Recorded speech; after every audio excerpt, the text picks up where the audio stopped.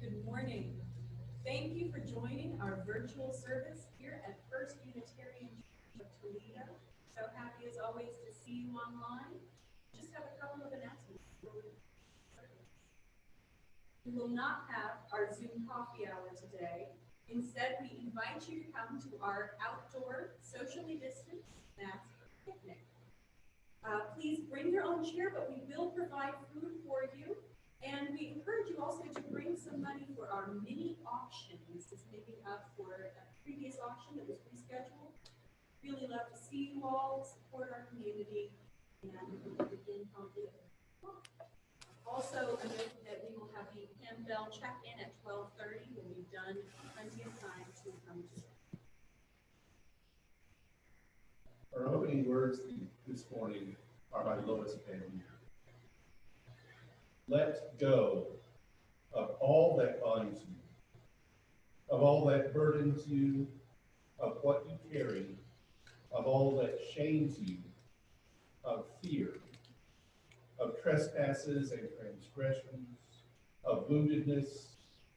Let go of guilt, let go of anger, let go of small-mindedness and pettiness, of ways of being that no longer work for you, of compulsions that consume your living.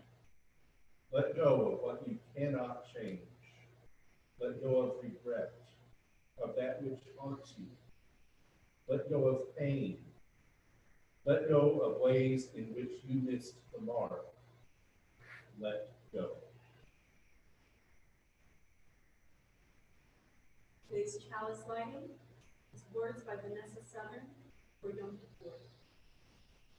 We light our chalice, symbol of our faith for truth, sought through a questioning heart and an attentive mind, and for love, pursued through obstacles inside and outside our own human heart. Forgiveness and all it entails, the place where truth and love meet and emerge. And please join me in reciting our covenant. Love is the doctrine of this church. The quest for truth is its sacrament, and service is its prayer. This is our great covenant, to dwell together in peace, to seek the truth in love, and to help one another. And our congregational singing today is number 315, This Old World. I'm afraid that we did not get the lyrics ready to go on screen. So if you do not have it memorized, you'll hear Mickey Inch sing. And if you have it memorized, 315.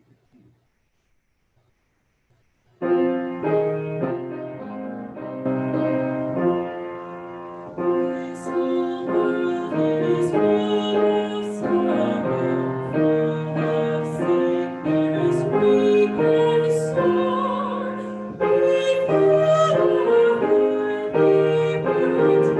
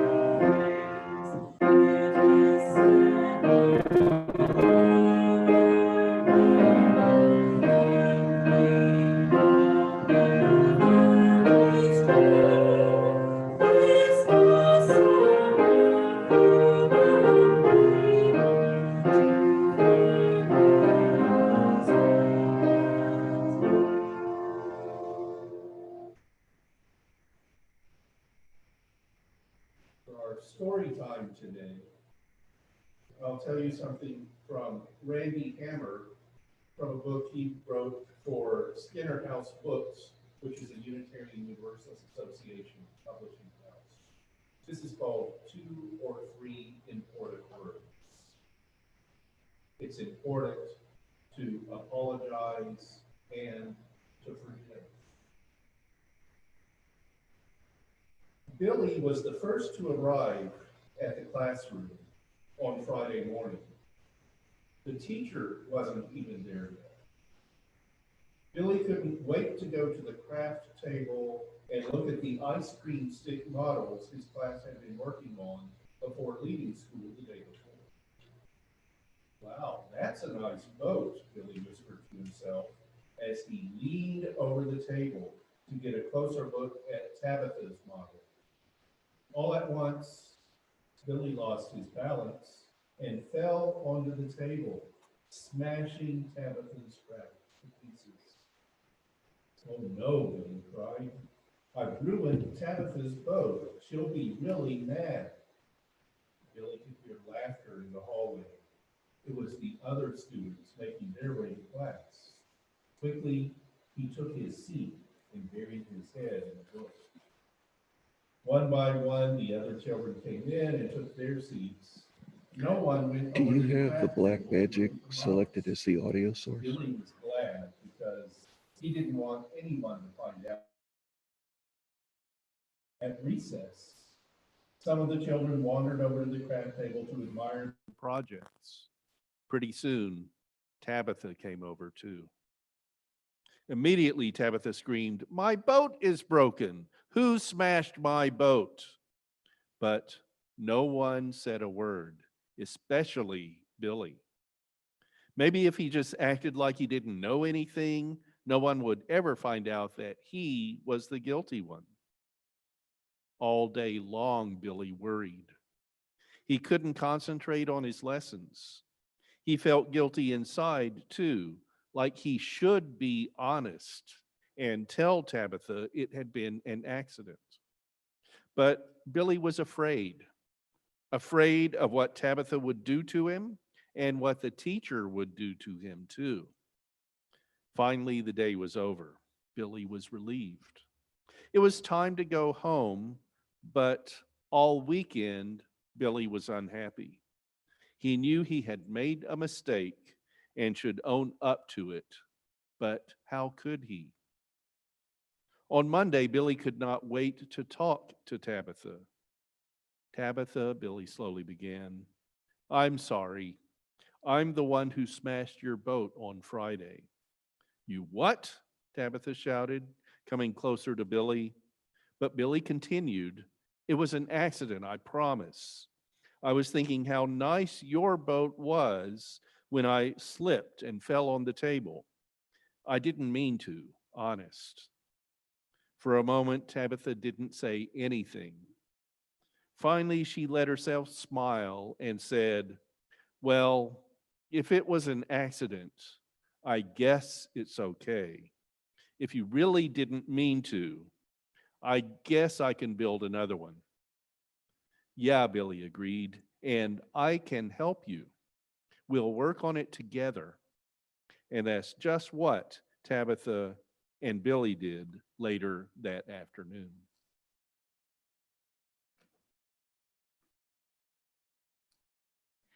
Our anthem today is in celebration of Yom Kippur. For our Jewish brothers and sisters, this is the holiest day of the year.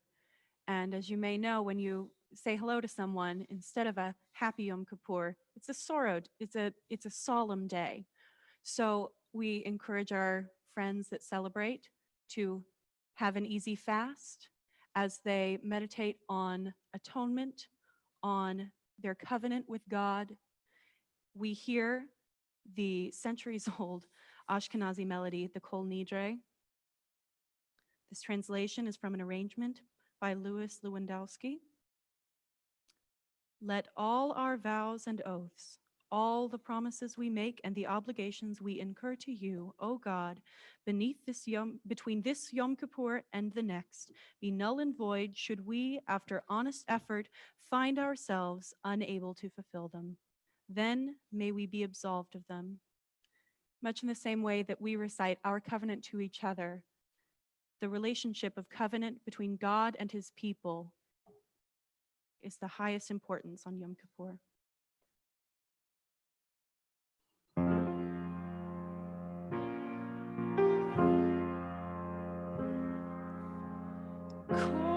Kol nidre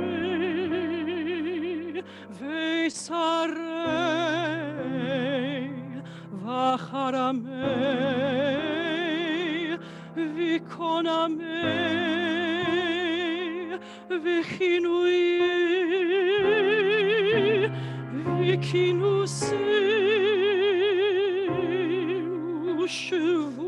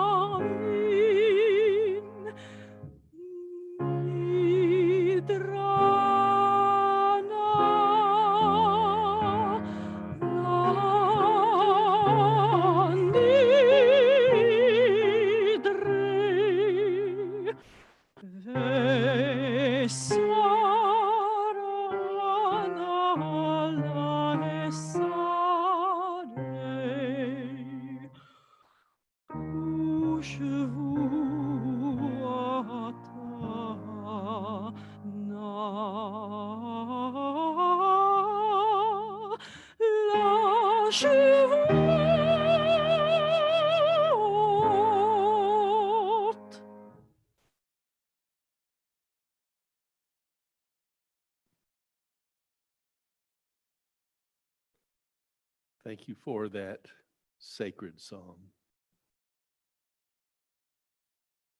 For our time of meditation, contemplation, and prayer, I want to pay tribute to Ruth Bader Ginsburg. She did so much, not just to advance the causes in which she worked, like women's rights, but she was inspirational, sadly, too much through dissents to what she saw were unjust Supreme Court decisions, rather than affirming notes, concurring opinions to good decisions. And she was an inspiration in holding on as long as she humanly could to try to preserve her seat for a successor who would be somewhat like her. The woman nominated to replace her is not like Ruth Bader Ginsburg. Amy Coney Barrett's nomination appears to be headed to approval by the narrowest margin.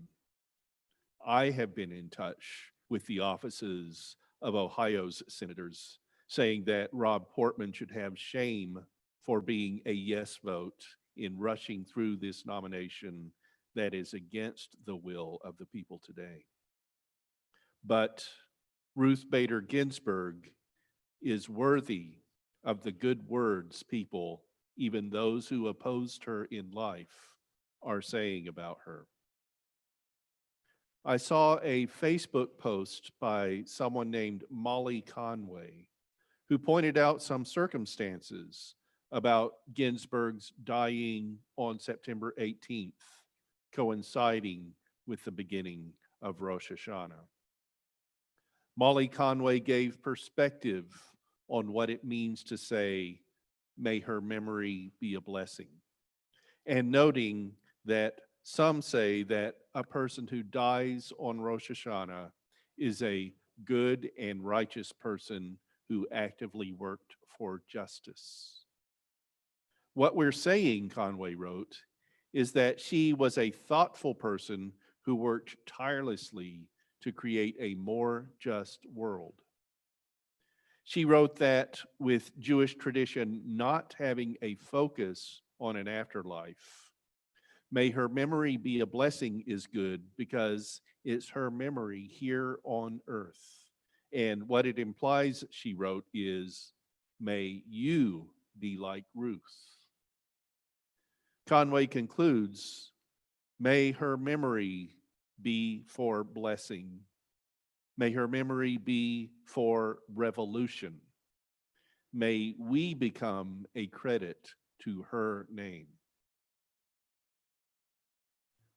To observe Yom Kippur, the Day of Atonement, at today's meditation time, I have these words, A Place to Forgive and to be Forgiven, by Kathy Cartwright Chow.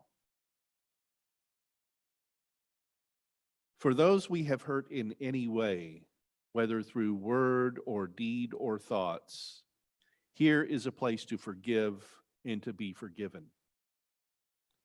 For the excuses we have made just to be right, here is a place to forgive and to be forgiven. For the blame we have placed on someone else again and again, here is a place to forgive and to be forgiven.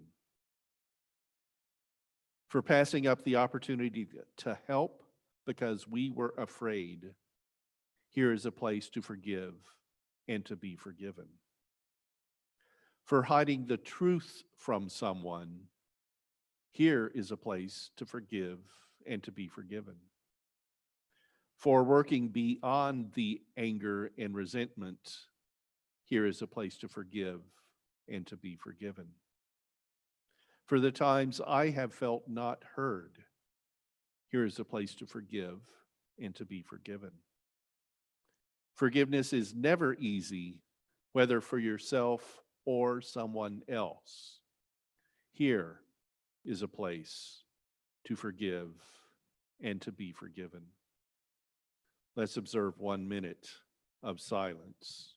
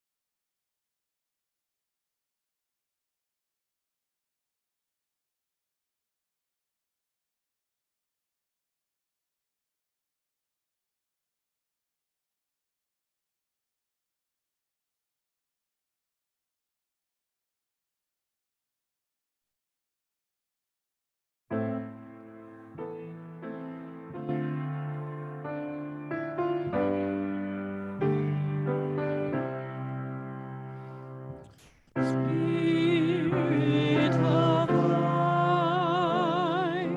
come unto me. Sing in my heart all the stirrings of compassion. Blow in the wind, rise in the sea, move in the hand, giving life the shape of justice. Roots only grows, wings set me free. Spirit of life, come to me, come to me.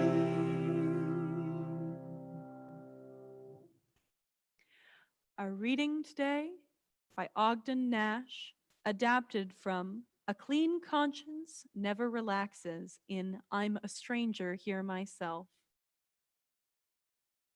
Remorse is a violent dyspepsia of the mind, but it is very difficult to treat because it cannot even be defined, because everything is not gold that glitters, and everything is not a tear that glistens, and one person's remorse is another's reminiscence.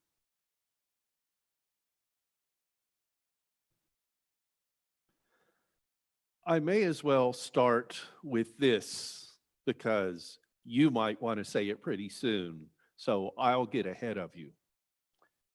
Reverend Tim ought to have some remorse for passing this off as a sermon. I hope that's a joke. So maybe I'll make a point or two and not be remorseful about this Sunday's service. This evening is the beginning of the Jewish holiday of Yom Kippur, the Day of Atonement in the Hebrew faith. The concept of remorse has been in my thoughts, so I thought I would bring some words about remorse, which encompasses thoughts, words, and deeds, to you today. Most of what we get on remorse from the news is crime related. Does a prisoner have remorse for the crime they committed? Did they show any kind of remorse when victims addressed them after they were convicted and before they were sentenced? Is the remorse authentic or just a strategy for the jury?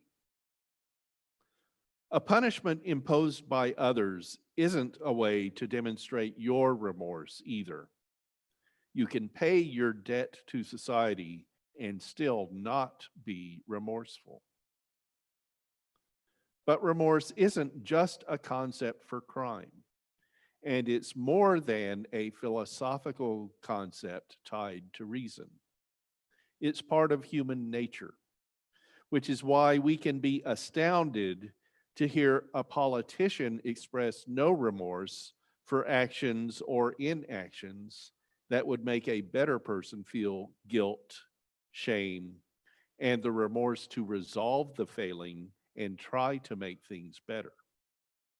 It's why we don't know how to deal with a corrupt presidency, because we've never experienced so little remorse from a president. Somehow, remorse has come to be seen as a weakness in politics. But remorse can be a sign of a good leader, because it's not a reaction of, well, that didn't work, let's move on to another idea, but rather, that didn't work and it hurt some people. So let's make it right and then see how to approach the problem in a better way. And that could take time that a 24-hour news cycle can't deal with. Remorse, like atonement, is being sorry, meaning it, and doing something about it. It's not enough to feel bad about something you did. That doesn't affect what you did, and it doesn't include the affected people or things related to your action. It's not enough to mean you're sorry either if it's just you and not those who were hurt or made less in some way. Resolving to yourself to do better isn't remorse. No, remorse is recognizing you did wrong, apologizing for your actions, not I'm sorry you were offended, but I apologize for offending you, blaming yourself, and then doing better somehow. The other might accept it won't happen again, might need you to show you won't do that again, or might hold back on fully accepting your remorseful apology until you've proven that your error made you better. And you can't control that, which is why remorse needs to be genuine, for you can carry an unresolved offense better if you've done what you can to resolve it. Human relations aren't easy, are they? Remorse preserves dignity, you could say. Remorse brings the concept of compassion to the doer, not just the done to. Remorse is in the infrastructure of accepting one another, knowing that it's not just that we're not all perfect, but we all do wrong and have ways to right our own wrongs. And remorse is seated in conscience. It's fundamental to the principles of Unitarian Universalism. One of our own Toledo Unitarians the late Gardner Williams, who was a philosophy professor at the University of Toledo and a former vice president of the board in our congregation 70 years ago, included some words about remorse in his book, Humanistic Ethics. Let me read these two paragraphs, updated from the male gender for all language usage of the 1950s, though it still has some philosophy book style. An individual holds themselves responsible for the individual's good and bad deeds through the individual's own conscience. The conscience rewards the individual for their good deeds by its approval. It punishes the individual for their evil deeds by its condemnation. The individual's conscience is the voice of the individual's major interests, that is, of the individual's better self. If the individual has a bad conscience, these interests are crying out in the individual's soul in protest as something which the individual had done. Really, the conscience is not bad. These interests are upbraiding them because the individual has been bad. The individual has disobeyed them. The individual's better self demands that the individual shall live a certain type of life which is calculated to be the most satisfactory in the long run. And since this soul or self is a synthetical unity which is integrated through time, it demands that the individual shall always have lived that type of life. Such a retrospective desire is permanently thwarted if the individual knows that the individual has not always done so.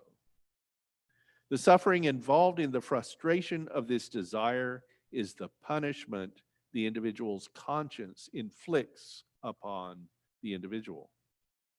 This punishment tends to correct the individual's will and to improve the individual's future conduct, so far as the individual is rational.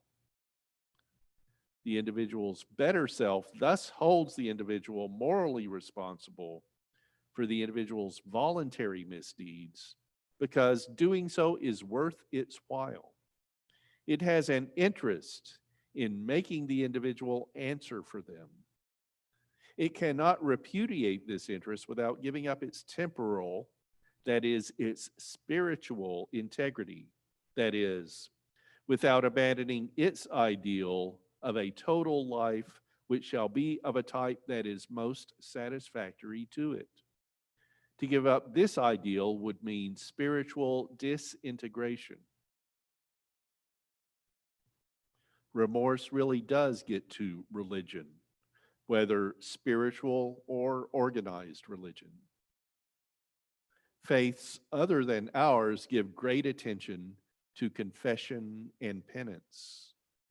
And some now call that confession reconciliation, with more attention to reunion with the rest rather than singling out your bad ways. I'm not sure how conscious we are about this, but Unitarian Universalism is a movement that gets you to turn to others directly rather than a deity, to focus on yourself and others in this world. It goes to remorse, different from repentance. All happy all the time, which is a stereotype of a megachurch, might be good for commercials and promotions, but it doesn't make for well-rounded religion. So many sacred stories deal with grief and shame, human wrongs sometimes righted, and other times added to, it seems. So don't follow the stories, but take them as inspiration or lesson. Be yourself, carry your inherent worth and dignity, And when living the full range of life, be happy when things are good, sad when there's tragedy, and be remorseful when you've made mistakes. Yom Kippur is in our heritage, our ancestry, and there are similarities to a Day of Atonement in other world religions. Remorse is a human thread, a component of beloved community. It does help us to live together.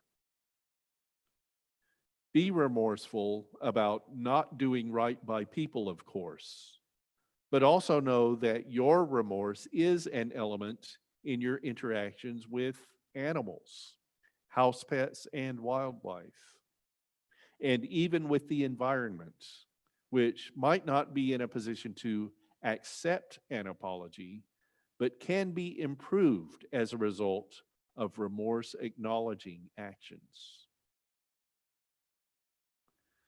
Now, this is also the beginning day for our stewardship drive for the 2021-22 fiscal year, which starts July 1st, 2021. But we have our pledge drive now in the fall so that we can give the time needed to plan a strong budget. As best I know, we're still doing okay with our church budget, but we expect tough times to continue. So be generous if you can, but also be realistic. Please honor your 2020-21 pledges, the current ones, as best you can. And if you have a cushion of sorts for your personal finances, consider giving a little extra to First Unitarian to help cover those who are struggling at this time. We understand that this pandemic brings challenges, and we have had job losses and other factors our members experience that make supporting this congregation more challenging. Know that First Unitarian will do its best to support you as we can if your times are hard. But with this being stewardship time, I felt a need to give one sentence about stewardship remorse in our congregation. To avoid a potential remorse that there used to be a Unitarian Universalist church in Toledo, but it closed because it didn't receive enough support, pledge and give now to help us get through the pandemic and then figure out our next new normal. Blessed be, and so be it. We've come to our virtual offering time. If you are in a position to give and to support this community, if this community supports you, please consider sending a physical donation to our First Unitarian Church here on Glendale, or visit uutoledo.org. There are multiple ways to donate. If you need help, call us or call a friend. Any support you can offer during this time is really valuable. And now coming soon, next week, our 10 a.m. Spiritual Adventures Forum. You're just going to have to tune in at 10 o'clock on Zoom. The program is in a state of change right now. There was a last minute change that needed to be made. So I'm not certain what is on the slate for next week, but we will have our Spiritual Adventures Forum at 10 o'clock on Zoom.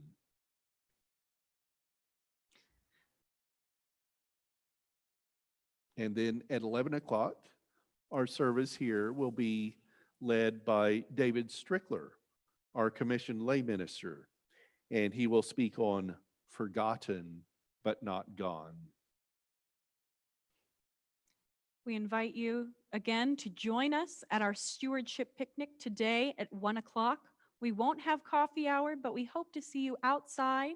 The sun is coming out. I can see it from here. We've still got our tent, and we will be providing food. So all you need to bring is your chair and maybe your wallet if you'd like to support our mini auction today. So we hope to see you here. And now closing words. These are by Leslie Takahashi. We return again and again to the season of forgiveness.